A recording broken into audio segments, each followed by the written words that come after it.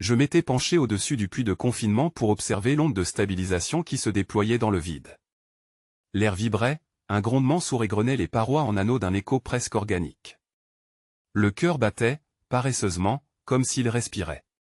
Les techniciens alentour affichaient cette tension silencieuse que j'avais apprise à reconnaître, mélange d'admiration et de terreur. Ceux qui comprenaient le danger faisaient moins de bruit que les autres. Je retirai mes gants, les doigts moites. Les capteurs de surface bouclaient encore, mais la dérive latérale du noyau demeurait. On n'avait plus qu'à prier que la stabilisation tienne jusqu'au lancement officiel du grand circuit. Terminé avant la cérémonie devenait illusoire. Mali Dren apparut derrière moi, son regard rivé à l'holomatrice du champ. On aurait dit un gamin fasciné par la foudre. Les courbes de torsion, elles ne devraient pas s'enrouler sur elles-mêmes comme ça, murmura-t-il. Elles ne le devraient pas, mais elles le font quand même, répondis-je. Je sentais l'odeur d'ozone monter le long de ma nuque. Les convertisseurs d'ion recrachaient un souffle chaud et humide qui faisait vibrer les racks de régulateurs. La moindre surcharge, et tout le secteur se retrouverait à flotter en apesanteur totale. Varalect entra sans prévenir, silhouette noire découpée sur la lumière des écrans. Ses bottes magnétiques claquaient contre la dalle comme des ponctuations d'un ordre imminent. Ingénieur Rhône, on ouvre dans 2 heures. Si vous avez encore des révisions à faire, faites-les maintenant. Les sponsors veulent leur spectacle. Ce n'est pas une scène de théâtre, capitaine. Si le cœur vacille, ce sont vos pilotes qui se retrouveront atomisés dans la gerbe du champ. Justement, répondit-il en souriant sans joie. Vous êtes là pour éviter ça. Je ne répliquai pas. Je savais déjà que ses priorités n'incluaient ni moi ni les techniciens.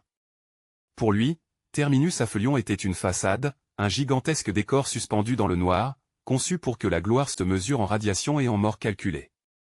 Le décompte commença, comme toujours, dans la rumeur des couloirs.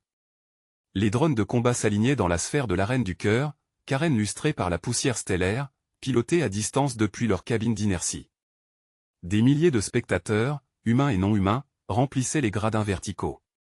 L'arène entière ployait, lentement, autour du centre de gravité modifiable, et chaque changement de vecteur faisait tressaillir les écrans. Je restais au poste de supervision, à demi plongé dans la brume bleutée des projections. Les signaux se chevauchaient, et l'image du cœur devenait instable, nervures de lumière pulsant par à-coups, saturation magnétique imprévisible. Mali, à mes côtés, tentait d'équilibrer la matrice des champs de retenue. Ses mains tremblaient légèrement quand il ajustait les valeurs de spin. Lys, regarde ça. Les sphères d'inversion affichent un taux de résonance jamais vu. Je crois qu'il y a une boucle parasite entre les modules d'amarrage et le noyau. Si c'est vrai, on a un effet miroir. Une harmonique qui pourrait inverser la gravité interne. Exactement. Éteins la liaison, maintenant. VAR ne va pas accepter, je m'en fiche. Coupe. Trop tard. La onde de propagation naquit, invisible d'abord, puis perceptible sous la forme d'un frisson collectif. Les spectateurs s'immobilisèrent, les drones pivotèrent hors trajectoire comme repoussés par un souffle invisible. Puis l'espace, lui-même, sembla se retourner. Une impulsion jaillit du centre du cœur, blanche et froide, et un moment plus tard, le sol, les murs, le plafond cessèrent d'avoir un sens. Je fus projeté, mon corps suspendu dans un flux sans direction. La gravité venait de s'inverser, partiellement, et la station entière gémit. Les parois criaient d'une voix métallique, chaque poutre réclamant son équilibre perdu. Des cris s'élevèrent depuis les tribunes. Les drones, libérés de leur trajectoire, vrillaient comme des comètes aveugles. VAR descendit dans la fosse, agrippé à un câble. « Stabilisez le cœur !» ordonna-t-il. « Vous croyez que je dors ?» Je me rattachai au pupitre magnétique, tandis que Mali essayait de relancer les compensateurs. L'hologramme du cœur formait à présent un tourbillon instable. Des filaments d'énergie s'en échappaient et se perdaient dans la coque externe, où ils faisaient chanter le métal d'un ton plaintif. Chaque décharge se répercutait dans ma poitrine comme un battement cardiaque étranger. Les modules d'amarrage se détachaient. Terminus Aphelion dériva lentement, emportant avec lui les dernières ondes de stabilité. Depuis des mois, je vivais pour cette station, pour prouver qu'un humain pouvait encore maintenir seul un cœur gravitonique sans l'aide des conclaves galactiques. C'était ma revanche sur les cartographes du centre, ceux qui m'avaient jugé incapable de comprendre la respiration d'une étoile captive. Pourtant, alors que le cœur menaçait de s'effondrer, je sentis l'orgueil céder la place à une peur nue. Sauver Terminus Aphelion, c'était aussi sauver ce fragment d'humanité dispersé aux confins.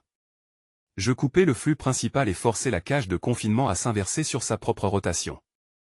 Le vortex se rétracta, avalant ses propres débris dans un murmure de foudre inversé. Quand le silence tomba enfin, l'écran révéla les anneaux extérieurs, toujours là, baignant dans la lumière d'un soleil pâle. Pourtant, je savais que plus rien ne serait pareil, la station resterait un îlot. Je n'eus pas le temps de respirer que déjà le sol se contracta sous mes bottes magnétiques. Le virage gravitationnel venait d'être lancé. Un changement de signe dans la courbure des champs, imperceptible à l'œil nu mais d'une brutalité que seuls nos corps pouvaient traduire, une torsion, un frisson qui fit vibrer l'air confiné de l'arène. La foule suspendue dans les tribunes miroirs se renversa en une spirale silencieuse avant de regagner son assiette artificielle. Je sentis le métal murmurer sous la contrainte, comme si Terminus Aphelion elle-même doutait de la cohérence de son existence. Je me cramponnai au garde-corps. Les lectures jaillissant de ma console portative dansaient entre rouge et indigo. Le capitaine Varalect apparut sur le canal interne, visage tendu mais voix stable, toujours la même ambition brillante dans ses yeux gris. Il ordonna de maintenir la transition de phase, rien d'autre. Comme si un simple ordre pouvait calmer un cœur gravitationnel de plusieurs kilotonnes d'énergie compressée. Depuis la salle d'observation, je percevais à travers la paroi transparente l'enchevêtrement de drones sphères argentées bourdonnant comme des pensées parasites se heurter à des poches de vide fluctuantes. Malydren, au poste des régulateurs de flux, s'invita dans ma transmission, lisse, l'équilibrage secondaire se décale de 4 microns. Ce n'est rien, mais... Je coupai le flux avant la fin de la phrase. 4 microns dans un champ aussi instable, c'était l'équivalent d'un gouffre. Le jeune technicien n'avait pas encore appris à reconnaître le ton des désastres. Je pivotai vers le conduit principal, un cylindre blanc hérissé de projecteurs d'ions. C'était là, derrière la cloison, que palpitait le réacteur à effet de masse, notre miracle et notre menace. Une lueur mauve s'échappait déjà des joints, caressant l'air artificiel de frissons bleutés. Au-delà, la gravité s'était mise à s'accorder puis se désaccorder, produisant un chant qui vibrait jusque dans les os. « Var, écoute ça, dis-je. » Le capitaine fit silence sur le canal.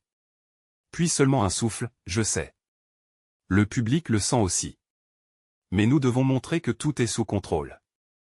Sous contrôle. L'expression me fit sourire, un sourire tordu par l'incrédulité. Rien n'était jamais vraiment sous contrôle ici, encore moins la gravité. Je m'élançai le long du couloir circulaire, là où l'éclairage d'urgence remplaçait déjà le réseau principal. Les parois vibraient, produisaient ces motifs mobiles qui donnaient le vertige. Chaque pas me soulevait d'1 centimètre avant de me relâcher.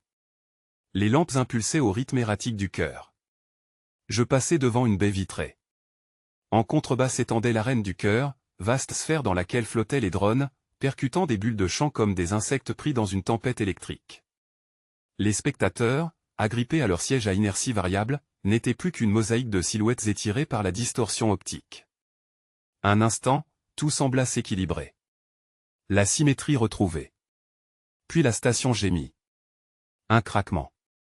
Pas un éclat, non, plutôt une plainte longue, un gémissement de métal et de chant. À travers mes senseurs, je distinguais un basculement du noyau d'inertie, le centre de masse de la station venait de bouger.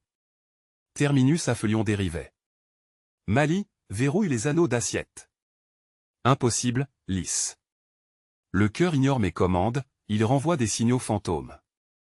J'ai essayé de redémarrer les amplis de résonance, Une coupure le fit taire. Le canal grésilla comme une feuille froide. Mon sang se figea, puis un autre bruit le remplaça, une vague de murmures qui semblait venir des parois. Je compris alors que les champs acoustiques internes s'étaient eux aussi mis à résonner. Des échos de voix, brouillés, innombrables, tournaient autour de moi. Je n'étais plus seul.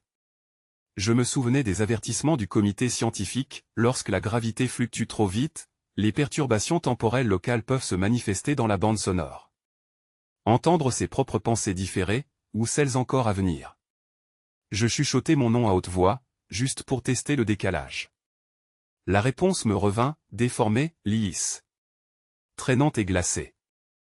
Je repris le chemin du centre de confinement gravitationnel. Là-bas, tout semblait sur le point de s'évider de son contenu. Des outils dérivaient dans un air saturé de particules luminescentes. Au cœur de la salle, Mali flottait, accroché à une console qu'il manipulait d'une main fébrile. Sa silhouette tremblait, comme vue à travers deux focales superposées. « Tu entends » me lança-t-il sans se retourner. J'entends, oui. Je n'avais plus que quelques secondes pour choisir. Couper l'énergie, et le cœur s'éteindrait, plus de tournois, plus de crédits, plus de terminus affluents. Mais tenter la synchronisation avec le vide, c'était danser sur le gouffre, lier la station à une fluctuation inconnue, une résonance sans retour. Je vis dans les yeux de Mali l'éclat convulsif de la terreur pure, et dans ceux de Varalect l'inertie d'un homme qui sait déjà que tout système finit par trahir ses opérateurs. Alors j'ai plaqué ma main sur le clavier magnétique et j'ai lancé la séquence de couplage avec le vide extérieur. L'instant d'après, la réalité se froissa non pas dans le vacarme, mais dans une viscosité silencieuse, un recul du temps lui-même. Les gyroscopes s'emballèrent comme des insectes malades, les anneaux lumineux de l'arène du cœur pivotèrent, se dédoublèrent, et chaque spectateur se trouva projeté dans des perspectives qui n'existaient pas. Je sentais les fibres du métal résonner sous mes gants. Le champ gravitationnel ne répondait plus à nos calculs. Il se réécrivait. Je criais pour qu'on désactive la dérive de sécurité, mais nul son ne franchit mes lèvres.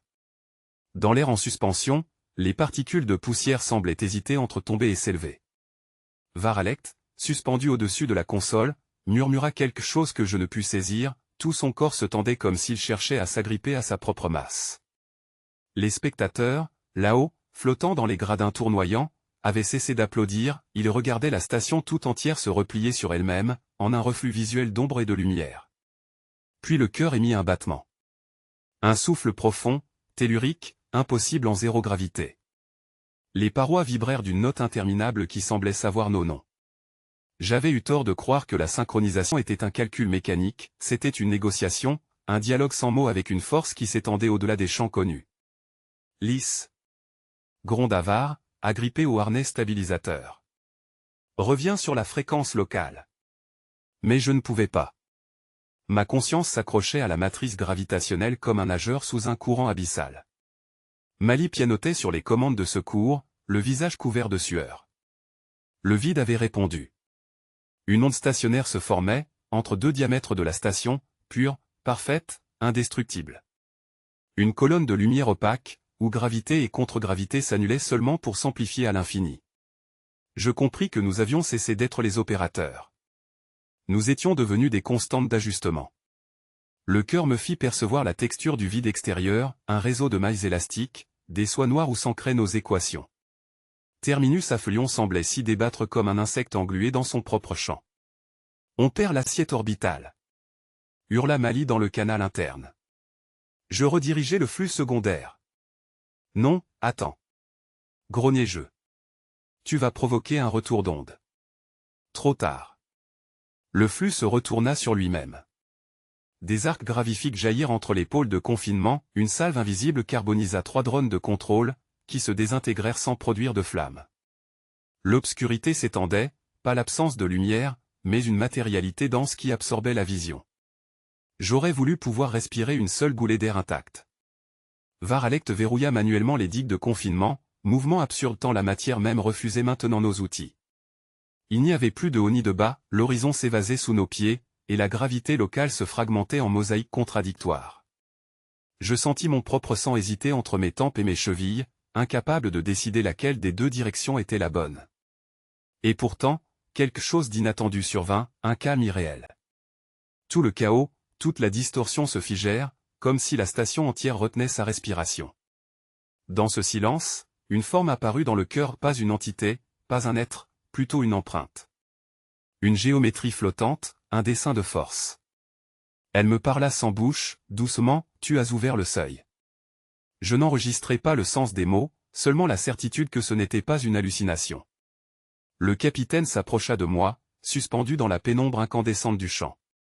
Il semblait réduit à quelques contours, comme dessiné au fusain sur le flanc d'un rêve. On peut stabiliser ça, lisse. Si on règle la modulation à la fréquence du vide, il se peut qu'on garde le cœur sans tout perdre. Je hochai lentement la tête, incapable de répondre. Mes mains tremblaient, je n'étais plus sûr que c'était encore les miennes. Nous devions tenter. J'invers et la polarité, et le silence se mua en un souffle vibrant. Mon objectif prit forme dans cette vibration, préserver le cœur, cette curiosité quantique capable de relier Terminus à Felion aux confins du nuage d'Orméa. Sans lui, tout notre cycle d'élévation s'effondrerait, réduit à des fragments d'hypothèses mortes. Je sentais derrière moi le regard du capitaine, mélange de foi et d'épuisement. Ma motivation n'était pas la gloire ni l'obéissance, mais la promesse ténue d'une continuité, celle qui nous distinguait encore de la poussière stellaire. Je voulais voir la transmission se rallumer, entendre un écho venu de l'autre rive. Alors j'actionnai la séquence terminale. Le champ se rétracta sur lui-même dans une spirale bleue sombre, puis se rompit sans bruit. Le cœur cligna, 2 fois, avant de se figer dans une lueur stable. Je compris, au moment où le capitaine me saisit le bras, que nous avions réussi, Terminus.